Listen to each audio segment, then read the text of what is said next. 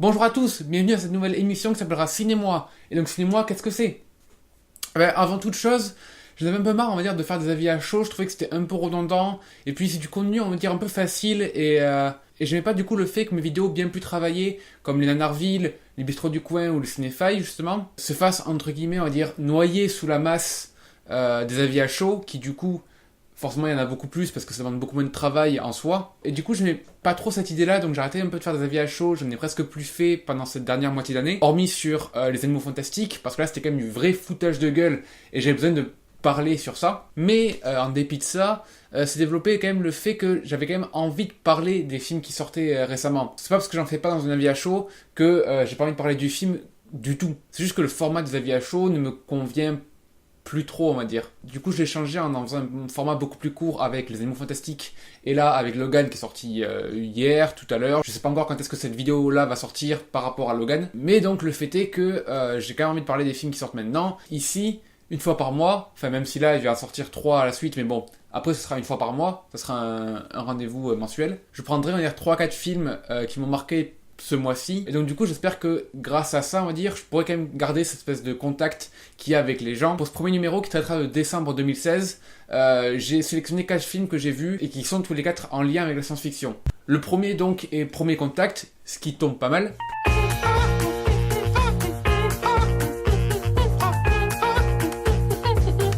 Avec Lois Lane, ou la grosse dans Smallville, ou la princesse dans Il était une fois.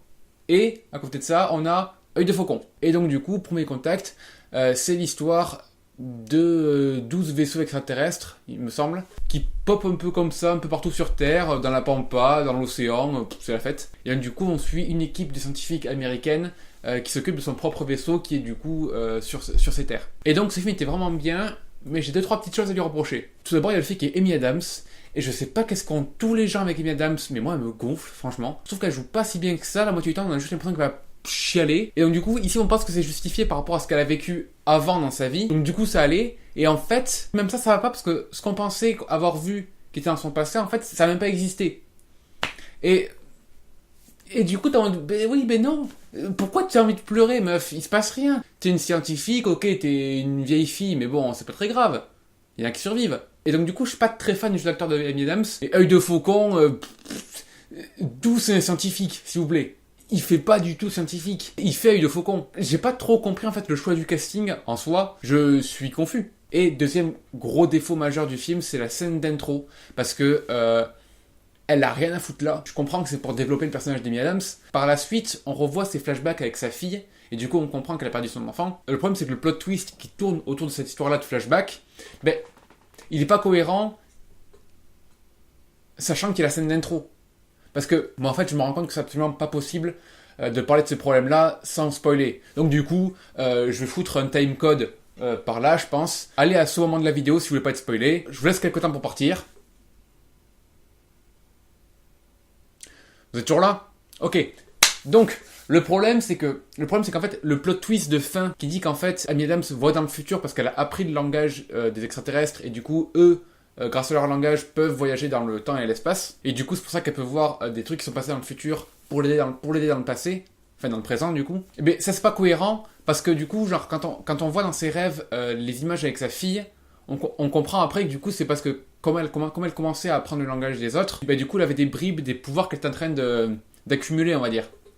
Et du coup, c'était logique. Le problème, c'est que la scène d'intro qui nous montre du coup toute l'histoire avec sa fille, qui servait à poser le personnage, on va dire, et bien cette scène d'intro, elle a pas lieu d'être, parce que du coup, à cette époque-là du film, comme Amy Adams connaît absolument rien du futur, parce qu'elle connaît pas le langage des extraterrestres encore, ben, il y avait aucun moyen de savoir ce qui allait se passer après. Donc du coup, c'était bancal, quoi. Alors je dis pas que c'était pas cohérent, parce qu'en soi, ça peut se justifier plus ou moins en tirant un peu sur la corde en disant oui mais bon ça va, en fait le temps c'est pas une ligne droite, donc du coup au moment où elle parle au début du film en fait c'est la fin, blablabla.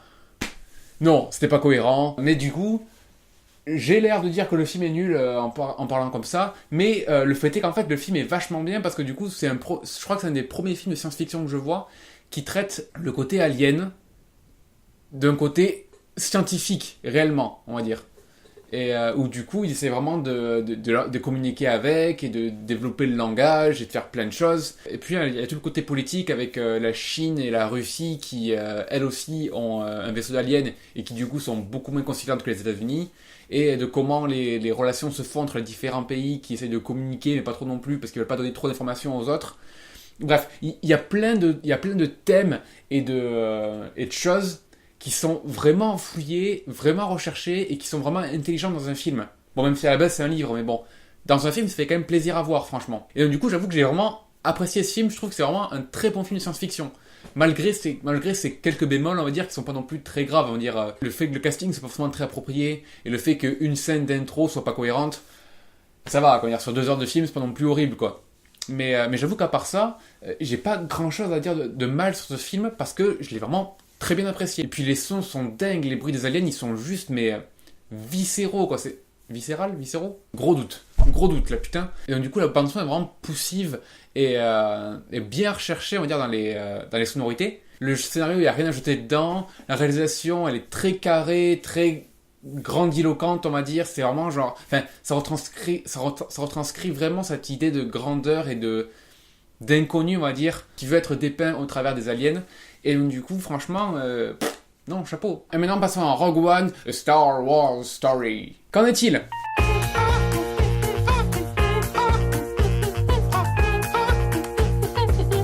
Bon, pour la plupart, je suppose que vous l'avez déjà vu, parce que bon, c'est quand même un très, très, très gros film. Et donc, du coup, qu'en est-il de ma part? C'est le Star Wars que j'attends depuis 50 ans.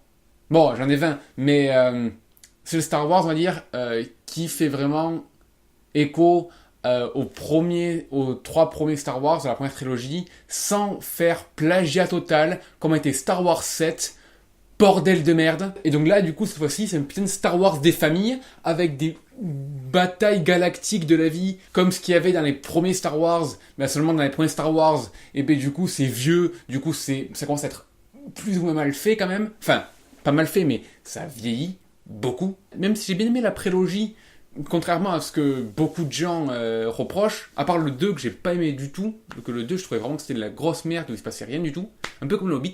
J'avais beaucoup aimé Star Wars 1, donc la menace fantôme, malgré le fait qu'Anakin joue mal, mais bon, le film restait quand même bien parce qu'il y avait Qui-Gon Jinn, quoi. Et le 3, pour moi, est un super Star Wars avec le combat de fin le plus épique de tous les temps. Voilà. La prélogie, pour moi, c'est vraiment pas un mauvais pan de Star Wars, c'est juste le 2 qui est plus décevant, mais après, c'est pas mauvais en soi pour moi. Ça reste très bon. Et Star Wars 7, Star Wars 7, donc du coup, ça fait qu'on n'a jamais réellement eu de Star Wars aussi grandiose et aussi démesuré dans ses batailles et dans sa proportion, on va dire, que ce qu'étaient les premiers Star Wars à l'époque. Et du coup, ça fait vraiment plaisir de voir justement une espèce de retour aux sources entre guillemets à ce qui marchait bien à l'époque et à ce qui est juste comment péter à l'heure actuelle du coup avec les moyens du bord, parce que maintenant vous allez pas me faire chier mais bon putain mais les derniers 3/4 d'heure de Rogue One mais mama. Ça veut dire du coup pour moi Rogue One c'est un excellent film, c'est un super film de SF, alors même si c'est beaucoup moins intelligent et recherché que Premier Contact, qui est pour moi, niveau intellectuel, est quand même bien meilleur que Rogue One. Niveau spectacle, on va pas se mentir, Rogue One, c'est quand même fou. Il y a beaucoup de gens qui n'ont pas apprécié le fait qu'au début du film, c'est très lent et ça prend vraiment son temps à dire de se développer. Moi, je trouvais que c'était vraiment plus pour développer les personnages qu'on ne connaît pas du tout. C'est vraiment des inconnus au bataillon, on va dire, littéralement. Et du coup, je trouvais ça bien, on va dire, de poser les personnages et de les développer un peu l'univers, on va dire, du menu frottin, quoi. Genre des petits gars qui sont juste là pour faire des missions, sachant pertinemment qu'en tous les cas, ils risquent de mourir, quoi. C'est pas des gros héros, style Luke ou Anakin, qui sont censés, genre, bouleverser toute la force. Là, c'est des gars qui sont, genre, à la base, qui sont complètement random. Moi, j'ai beaucoup aimé la première partie où, du coup, ça développait pas mal les personnages, le background de l'histoire, notamment par rapport à l'étoile noire, que je trouve qu'on apprend vachement de choses, parce que c'était pas dit dans les films, je crois, pourquoi est-ce qu'il y a ce défaut-là dans l'étoile noire. Ou en tout cas, j'ai vraiment pas le souvenir. Faudrait que je les revoie, ça fait longtemps. Et comme c'était pas expliqué, c'était quand même un peu débile que les mecs construisent une putain d'étoile noire de la mort, de la vie, de la destruction massive, si à la base, il y a quand même un gros défaut dans le truc qui fait que tout peut péter. C'est comme un con à la base. Mais du coup, là, c'est justifié, donc bien joué. Et puis même, genre non, ce film est grandiose. Il y a Felicity Jones que j'adore et que j'ai en fait vu dans Rogue One et dans quelques minutes après minuit, dont je parlerai dans le cinéma sur janvier. Et putain, genre j'ai vu que 2 films avec elle et j'adore déjà cette actrice à fond. Je la trouve juste ce qu'il faut et Felicity Jones. Et puis même, genre pour moi, genre Rogue One, c'est le vrai bon Suicide Squad. Grosso modo. Parce qu'on va pas se mentir, le speech c'est quand même ça. Hein. C'est un groupe de mercenaires qui ont pas fait des trucs trop cool dans leur vie, qui du coup on va dire se rallient à la bonne cause, on va dire, pour faire une mission suicide dont ils savent pertinemment qu'il y a 4 chances sur 5 qui meurent à la fin. Même c'est quand même chaud de se dire que Rogue One, sans essayer, a fait un meilleur Suicide Squad que Suicide Squad qui a essayé à fond de faire un bon film. C'est quand même dommage. Mais bon, écoute, qu'est-ce que tu veux? Faut croire que Rogue One a eu la bonne idée de pas faire un Dark Vador avec un dentier en or et un putain de sabre laser plaqué or. Bref, je suis en train de trash-talker Suicide Squad, c'est pas le sujet. Et donc voilà, Star Wars dantesque. Et maintenant, Passengers.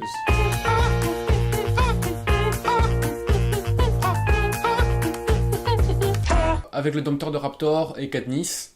Et du coup, là par contre, là on commence à arriver dans les films que ça pique. Le film s'est pris un assez gros four, franchement. Et je trouve ça un peu dommage parce que le film avait vraiment l'air très intéressant de prime abord en voyant la bande-annonce. Et du coup, je me suis dit, attends, mais le film se fait bâcher à fond, à tous les coups, c'est encore des rageux. Comme par exemple Batman vs Superman qui s'était fait défoncer, j'ai pas compris pourquoi. Et donc, du coup, je suis allé le voir 2 semaines après sa sortie, je crois. J'ai attendu que ça se décante un peu, en me disant, bon, les gens critiquent, mais à tous les coups, il est pas si mal que ça. Eh ben, je pense que j'ai rarement eu aussi tort que ça.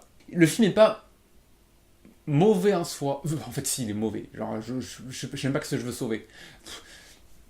Alors, le film est très bien au départ. Genre, la première demi-heure, à peu près, ou 3/4 d'heure, je sais pas trop. Pendant toute la période où Chris Pratt est tout seul dans le vaisseau et qui s'est réveillé, et il sait pas pourquoi, et il sait pas comment, et il sait pas comment s'endormir, et du coup, il devient fou juste. Et après, il rencontre Katniss, du coup, qui elle est endormie, et il développe une espèce de fascination pour elle, on va dire. Il va la voir tous les jours, il regarde les journaux de bord qu'elle a fait avant d'être cryogénisée. Il devient vraiment genre amoureux d'elle, mais dans une version un peu folle et un peu genre dérangée quoi. Et une espèce de relation vraiment genre malsaine. Arrive le moment fatidique en fait où du coup le mec est tout seul et il sait pas en fait s'il faut qu'il la réveille ou non en fait. Et il hésite vraiment pendant un moment et il sait pas trop s'il faut le faire ou pas, parce qu'il sait très bien que c'est pas moral, mais d'un autre côté, d'un autre côté le mec ressemble plus à rien, il se balade à poil tout le temps, et il bouffe comme un porc, il déprime au possible, et du coup il sait très bien que pour aller mieux, il faut qu'il réveille Katniss, mais il sait très bien aussi que faut pas la réveiller parce que c'est mauvais. Et donc arrive le moment où fatidique, où du coup il la réveille, et là... Ouais. À partir de là, ça part juste en couille. Il y a juste du sexe gratuit et des retournements de situation qui sont pas si ouf que ça. Il y a Morpheus qui arrive, qui sert à rien. Puis Morpheus, bordel de merde, genre, il y a une scène où il y a plus de gravité. Et Morpheus, le seul truc qu'il a pour montrer, ah là là, il y a plus de gravité, il est comme ça, il fait... Non, enfin... je sais pas, merde, genre, t'avais pas autre chose que juste lever les bras, quoi, merde. Il y a le fait que la solution de fin, c'est l'espèce de truc de Windows 97, là, en mode, c'est espèce de vieux technicien informatique qui fait genre, oui, est-ce que vous avez essayé d'éteindre l'ordinateur et de le redémarrer? Non. Eh ben faites ça. Et c'est un putain de vaisseau spatial interstellaire, là, qui traverse des galaxies pendant plus de 100 ans en étant autonome totalement. Tu vas pas me dire quand même que, bordel de merde, la solution, c'est, bah oui, faites comme sur votre Windows 2000, redémarrez-le. Vous avez dû balancer genre quoi 200 millions pour faire ce film, vous aviez pas genre je sais pas 20 000 $ à balancer pour un scénariste qui pouvait pondre une fin un peu moins je sais pas moi nulle. Il y a ça, il y a le fait que la fin elle est cliché au possible là avec les autres avec tous les autres qui se réveillent et 100 ans plus tard, c'est nul, on s'en fout putain. Et donc on arrive on va dire à ce que le film aurait dû être si c'était moi qui l'avais fait. Et moi je pense qu'à la fin, au moment où Chris Pratt part dans l'espace, il aurait dû mourir là. Ah oui d'ailleurs du coup, spoiler. Hein. Donc moi je pense que quand Chris Pratt aurait dû partir dans l'espace avec son bouclier là, la Captain America, ce qui était complètement débile, il aurait dû mourir à ce moment-là en fait. Et Katniss aurait dû se retrouver toute seule. Et en fait, là, elle aurait dû recommencer en fait, le même cycle que Chris Pratt, on va dire, à déprimer, à pas savoir quoi faire, à tourner en rond dans le vaisseau. Et je pense que le film aurait dû se finir, on va dire, avec Katniss, qui est genre en face d'un mec qu'elle connaît pas non plus, et qui est pareil, qui est dans une capsule cryogénique. Et du coup, elle aurait dû se retrouver genre en face de lui, à hésiter, on va dire, à savoir est-ce que je le réveille ou est-ce que je le réveille pas. Et le film aurait dû se finir là, en fait. Et parce que comme ça, d'une, on aurait eu une fin ouverte, ce qui est quand même bien mieux que l'espèce de bouse qu'ils ont pondu là à la fin. Et en plus ça, il y aurait vraiment eu le côté sociologique, on va dire, de la chose, de à quel point l'homme est-il faible, on va dire. Tout ce que Katniss a reproché à Chris Pratt quand elle a appris ce qu'il lui avait fait et qu'il avait réveillé alors qu'elle avait rien demandé, et voilà quoi. Tout ce qu'elle lui avait reproché, est-ce qu'au final elle est prête à le refaire maintenant qu'elle est toute seule et que du coup elle déprime et qu'elle sait pas quoi faire quoi.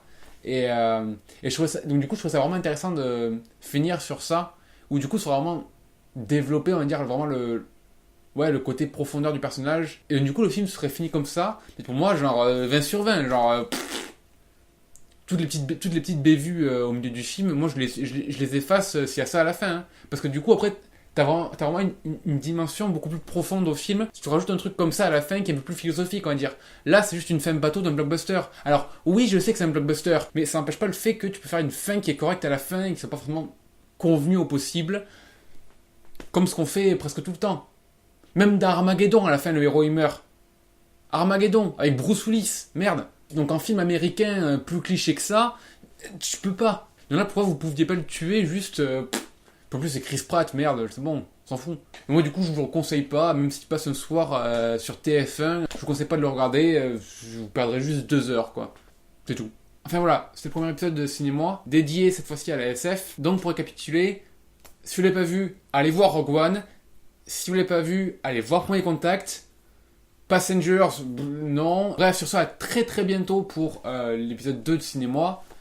Et juste après l'épisode 3 d'ailleurs. Et voilà. Plus.